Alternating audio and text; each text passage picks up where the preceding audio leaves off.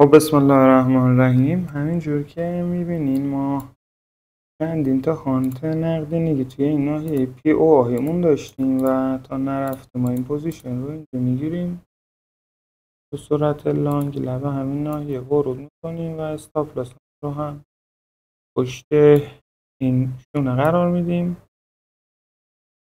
و روی قاعده آی سی تی هم تا اوردر بلک مقابل که اینجا باشه باید ببندیم. لایو بازار هست، امروز هم سه شنبه هست، سه شنبه 30 مرداد.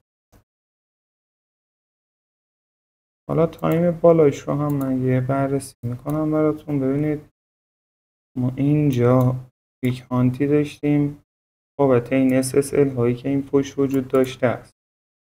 این SSL ها هانت شده و ناحیه‌ای که پشتش داشتیم این ناحیه بوده، ناحیه‌ای که ما تحت ناحیه پی او آی میشناسیم و مجددا قیمت یک هانتی داشته و این ناحیه رو برداشته، یعنی یک استاپ هانت ثانوی هم داشته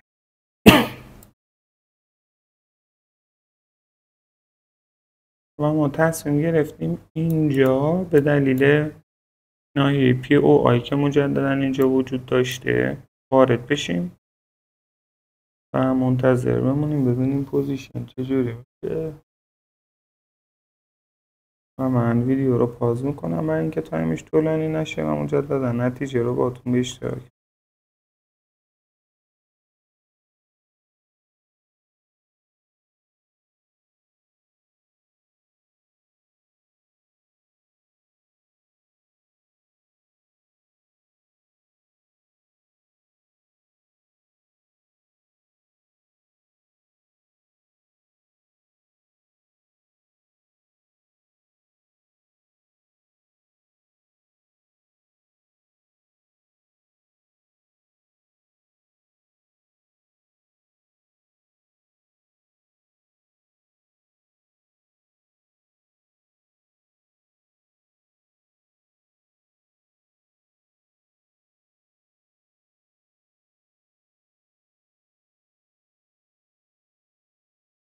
همینجور که منتظر این پوزیشن هستیم تو همین تایم فریم میتونیم بیایم ناحیه هایی رو که تحت عنوان عرضه و تقاضا اینجا میتونیم پیدا بکنیم مشخص کنیم. خب اینجا یک SSL وجود داشته،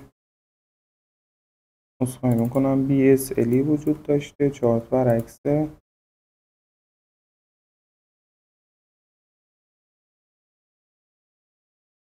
این BSL اینجا هانت شده و همینجور هم که میبینید یک هانت مینوری هم که مورد علاقه من هست اینجا وجود دارد و اینجا دوتا استاپ هانت ما داریم پشت سر هم دیگه. این جفته این خط ها که به عنوان BSL buden هانت شدن و نکته که مهمه اینجا میتیگیشن با هانت هم مجددا وجود دارد و اوردر بلاکمون تبدیل میشه به این اوردر بلاک. یعنی اگر خواستیم اوردر بلاک خیلی بهینه تری بگیریم باید این اوردر بلاک رو بگیریم و به جلو امتدادش بدیم. همینجور که میبینید خود اینجا هم مجددا یک استاپ هانتی ما داریم و این استاپ هانت باعث این اوردر بلاک شده است و دلیل ریزش قیمت هم از این ناحیه دقیقا خود این اوردر بلاک است. حالا به چه علت و به چه عنوان اینجا ما نظرمون سل هست؟ به خاطر اینکه قیمت از یک استاپ هانت خیلی ماژوری داره برمیگرده و تمام این نقدینگی ها و اوردر بلاک ها براش میشه صرفا یک ریتریس. خدمت شما عرض شود که مقدار تایم فریم های بالاتر رو هم ما میتونیم اینجا چک بکنیم. دقیقاً این کف برای من تبدیل به تارگت هست. این کف برای ما حالا از کجا بیاد هنوز روش بحث نکردیم، ولی این کف دقیقاً کفی است که برای ما تبدیل به تارگت خواهد شد و همین جور هم که اینجا میبینیم اینجا یک آنتی داریم، مجددا اینجا یک آنتی داریم و قیمت با این هانت های زیاد، با این استاپ هانت های زیاد برگشته و تمام این نقدینگی های SSL خودش رو که این پشت وجود داشته هانت کرده و یک اوردر بلاک و یک نقدینگی که حالا اینجا بوده رو تقریبا میشه گفت که جا گذاشته یا جا نگذاشته. خب بررسیش کنیم ببینیم جا گذاشته یا جا نگذاشته. اگه ما دقیقا اوردر بلاکمون رو این بگیریم میبینیم که هیچ هانتی وجود نداره. البته فیوچرز باید چک بشه. اگر دقیقا به همین منوال باشه اینا ریتریس خوبی داره، ولی اگر هانت شده باشد دیگه اون ریتریس رو هم نخواهیم داشت. اینجور که میایم بالاتر مجددا میبینیم که قیمت اینجا یک سری لیکویدیتی رو هانت کرده و اون دو بار هانتی هم که مد نظر بوده اتفاق افتاده. پس اینجا مجددا پر از SSL بوده است و مجددا اینجا هانت شده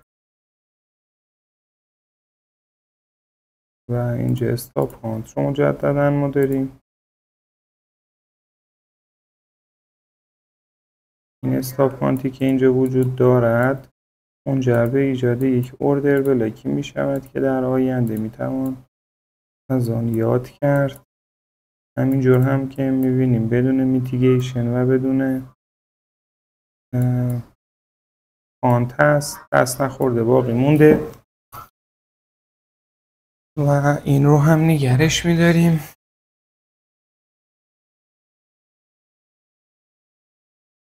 البته اینجا من اشتباهی SSL رو نوشتم، عذرخواهی میکنم، این BSL بوده.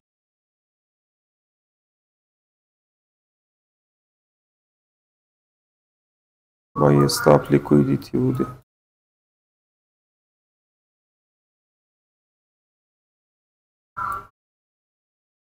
همچنان منتظر پوزیشنمون میمونیم ببینیم چه اتفاقی براش میفته.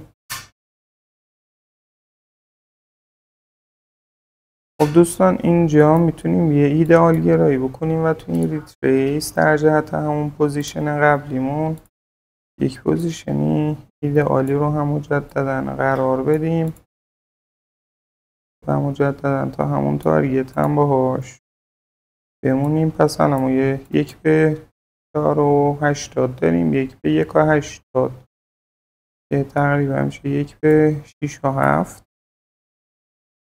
و این دوتا رو کاشتیم. توی تایم بالا هم رفتیم با هم دیگه نقدینگی هامون رو پیدا کردیم همینجور که میبینید و همینجور توی تایم بالاتر همین داستان رو ما مجددا داریم.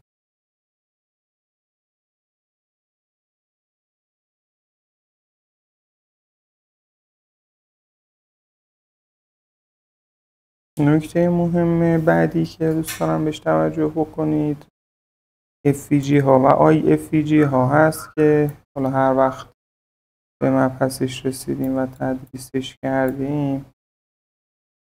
مثلا اینجا ما یک FVG نه اینجا نداریم،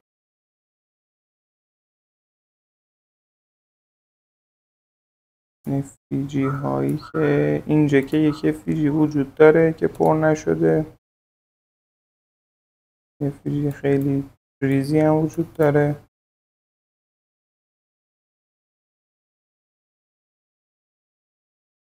برمیگردیم به پوزیشنمون.